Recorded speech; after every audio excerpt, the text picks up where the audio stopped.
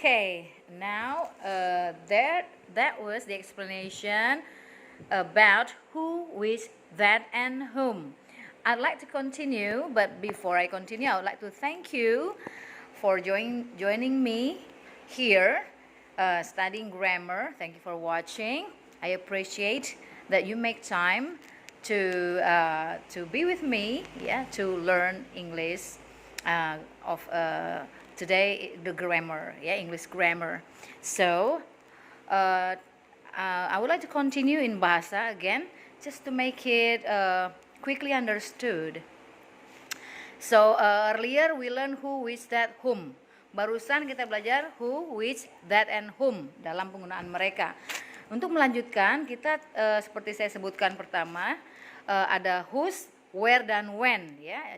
Jadi saya sebutkan who, which, that, whom, whose, where, and when. Sekarang kita akan melihat penggunaan whose sebagai relative pronoun untuk kita dapat membuat adjective clause atau relative clause. Nah, whose itu berarti milik siapa.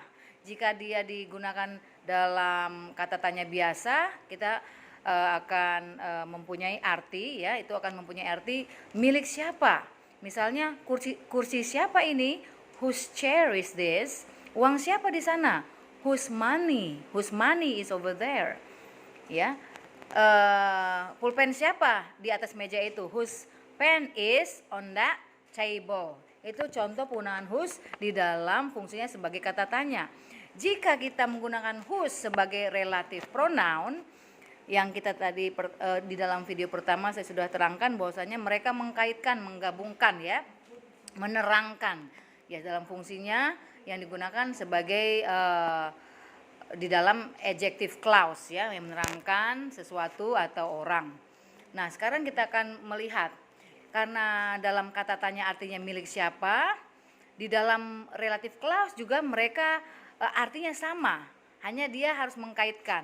Misalnya begini, wanita yang rambutnya panjang itu, nah, jadi yang titik-titiknya, jadi yang miliknya, apa yang miliknya itu rambut.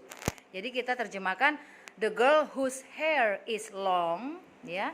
The girl whose hair is long. Kita bisa menambahkan juga wanita yang rambut hitamnya sangat mengagumkan, itu bisa kita temani dengan hitam. Tidak perlu harus kata benda sendiri, ya. Kita bisa terangkan juga dengan kata-kata sifat. The woman whose black hair is so stunning, ya.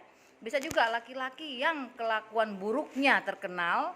The man whose bad attitude is known by many people.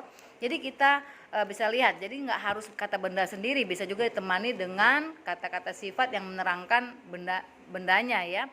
Seperti tadi rambut hitamnya, kelakuan buruknya bisa, atau kelakuan sendiri bisa. The man whose behavior bisa, ya.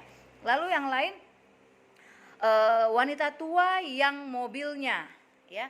The old woman whose car, ya. Jadi car ini dimiliki oleh old woman, lalu kita hubungkan dengan whose. Nah, kalau kita lihat itu adalah adjective clause, ya, atau anak kalimat. Jika kita membuat kalimat lengkap bagaimana? Ya, kalimat kompleks atau majemuk lengkap terdiri dari induk kalimat dan anak kalimatnya. Misalnya, wanita tua yang mobilnya adalah Ferrari tinggal di sebelah rumah saya. Jadi tinggal di sebelah rumah saya itu induk kalimat. Wanita tua yang mobil barunya adalah Ferrari itu adalah anak kalimat, ya, karena kita nggak bisa menggantung seperti itu, kalimatnya berhenti di situ. Wanita tua yang mobil barunya titik, itu masih menggantung, jadi kita perlu induk kalimat. Tinggal di sebelah rumah saya, Inggrisnya the old woman whose car atau whose new car is Ferrari lives next to my house atau beside my house. Saya ulangi, the old woman whose new car is Ferrari lives next to my house. Contoh yang lain, kucing yang bulunya bersih itu milik paman saya. Jadi kucing yang bulunya bersih itu anak kalimat, dia nggak bisa dipakai sendiri. milik paman saya itu adalah induk kalimatnya. Jadi seperti gini, kalau itu milik paman saya kita bisa berhenti di situ ya, dia belum menggantung. Tapi kalau kucing yang bulunya bersih itu kita masih menggantung kalau berhenti di sana ya. Jadi kalau kita lihat penerjemahan dalam bahasa Inggrisnya adalah the cat whose fur is clean, ya, the cat whose fur is clean belongs to my uncle, ya. Jadi the cat whose fur-nya bulunya dikaitkan dengan si kucing yang memiliki, jadi whose di tengah-tengahnya. The cat whose fur is clean belongs to my uncle. Sekarang contoh terakhir, laki-laki yang pekerjaannya sulit itu merasa sangat lelah, ya. The man whose job is so difficult feels very tired. Saya ulangi, the man whose job is difficult feels very tired. Demikianlah penggunaan whose di dalam fungsinya sebagai relative pronoun. I really hope that it was pretty easy for you to understand, that I could explain that clearly. I'll see you again in the next video. Bye-bye.